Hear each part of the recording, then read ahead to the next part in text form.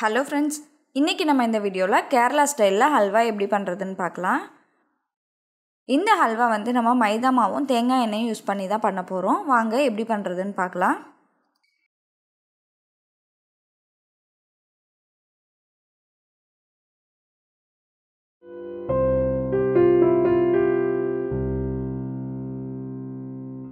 இது பண்ணுறதுக்கு நான் இன்றைக்கி ஒரு பவுலில் 1 கப் அளவுக்கு மைதா மாவு எடுத்திருக்கேன். இப்போது இதில் நம்ம கொஞ்சம் கொஞ்சமாக தண்ணியை ஊற்றி நல்லா சப்பாத்தி மாவு பதத்துக்கு பிசைஞ்சு எடுத்துடலாம். இப்போ பாருங்கள், இந்த மாதிரி பிசைஞ்சு வச்சுக்கோங்க. இந்த சப்பாத்தி மாவு நல்லா மூழ்கிற அளவுக்கு நம்ம இதில் தண்ணியை ஊற்றிக்கலாம். நான் கிட்டத்தட்ட ஒரு 3 கப் அளவுக்கு தண்ணி ஊற்றிருக்கேன். இப்போது இதை மூடி வச்சு 1 மணி நேரம் அப்படியே வச்சிடலாம். 1 மணி நேரத்துக்கு அப்புறமேட்டு இதை நல்லா இந்த மாதிரி பிசைஞ்சு விட்டுக்கோங்க.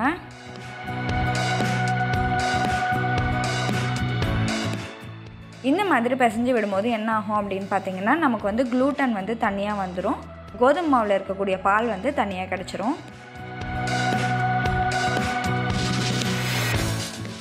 இப்போ பாருங்கள், இந்த க்ளூட்டனை தனியாக எடுத்தாச்சு. இதை நல்லா இந்த மாதிரி புழிஞ்சிட்டு இதை தூக்கி போட்டுருங்க.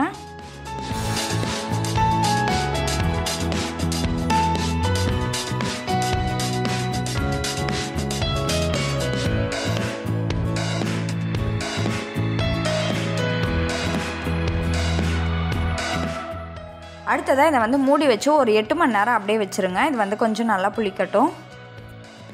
அடுத்ததாக பாதாமை இந்த மாதிரி நீளமாக கட் பண்ணி எடுத்துக்கோங்க. ஒரு 25 கிராம் அளவுக்கு பாதாம் எடுத்து அதை இந்த மாதிரி கட் பண்ணி எடுத்துக்கோங்க.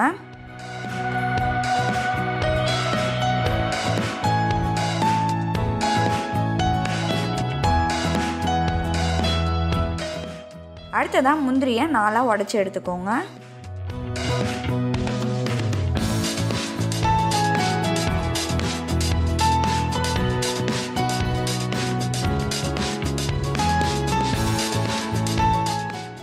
எட்டு மணி நேரத்துக்கு அப்புறமேட்டு பாருங்கள், இந்த மைதா மாவு பால் எடுத்து வச்சுருந்தோம்ல, அதில் மேலே தண்ணியும் அடியில் மைதா மாவு இந்த மாதிரி படிஞ்சிருக்கும். இப்போது இதில் மேலே உள்ள தண்ணியை பிரித்து எடுத்துருங்க.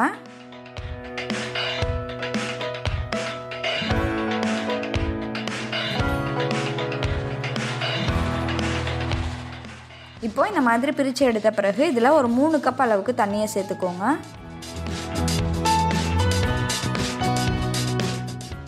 அடுத்தது நம்ம ஒரு அடிகனமான பாத்திரத்தில் 2 கப் அளவுக்கு சர்க்கரை சேர்த்துக்கலாம். இப்போது இதில் ஒரு 100 ml அளவுக்கு தண்ணியை ஊற்றி நல்லா மிக்ஸ் பண்ணி விடுங்க.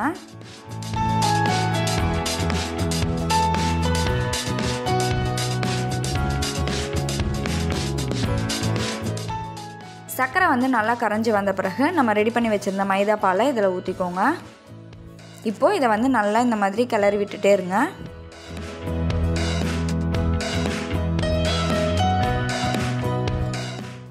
இப்போ பாருங்கள், ஒரு 20 நிமிஷம் ஆயிருக்கு. இந்த மைதா மாவு நல்லா திக்காயிட்டு வந்துட்டுருக்கு. இந்த சமயத்தில் தான் நம்ம தேங்காய் எண்ணெயை கொஞ்சம் கொஞ்சமாக சேர்க்கணும்.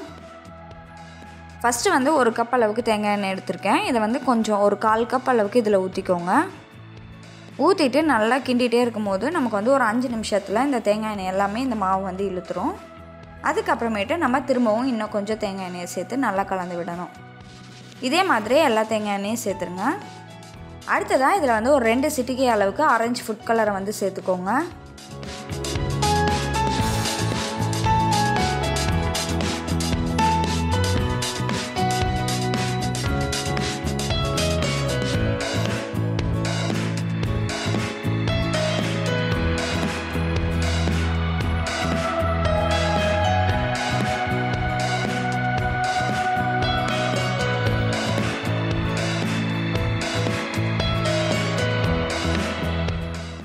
இப்போ பாருங்கள், இந்த ஹல்வா நமக்கு பாத்திரத்தில் ஒட்டாமல் வந்திருக்கு. இந்த சமயத்தில் நம்ம உடச்சி வச்சுருந்த முந்திரியை சேர்த்துக்கலாம். சேர்த்துட்டு நல்லா கலந்து விடுங்க. நான் இந்த ஹல்வா பண்ணுறதுக்கு டோட்டலாக 1.5 கப் அளவுக்கு தேங்காய் எண்ணெய் சேர்த்துருக்கேன். அடுத்ததாக ஒரு 4 ஏலக்காயை நல்லா பொடிச்சு இந்த மாதிரி சேர்த்துக்கோங்க. இப்போது இதை நம்ம திரும்பவும் நல்லா ஒரு 10 நிமிஷத்துக்கு கிளறணும். இப்போ பாருங்கள், நம்ம ஊற்றின தேங்காய் எண்ணெயெல்லாம் நல்லா பிரிஞ்சு வர ஆரம்பிச்சிருக்கு. இப்போ பாருங்கள் இதில் எவ்வளோ தேங்காய் எண்ணெய் வந்து நல்லா பிரிஞ்சு வந்திருக்குன்னு.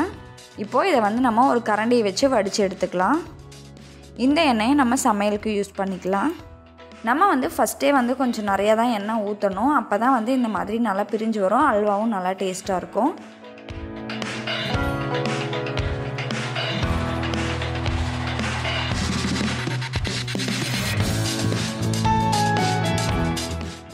இப்போ பாருங்கள் அல்வா வந்து நல்லா திக்காயிடுச்சு.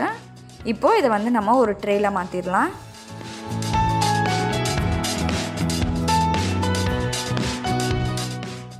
இதை வந்து ஈவனாக எல்லா பக்கமும் நல்லா ஸ்ப்ரெட் பண்ணி விடுங்க. இப்போது இதுக்கு மேலே வந்து நம்ம கட் பண்ணி வச்சுருந்த பாதாமை வந்து சேர்த்து மறுபடியும் இந்த மாதிரி ப்ரெஸ் பண்ணி விட்டுக்கோங்க. இந்த ஹல்வா வந்து நல்லா ஆறின பிறகு நம்ம வந்து கட் பண்ணிக்கலாம்.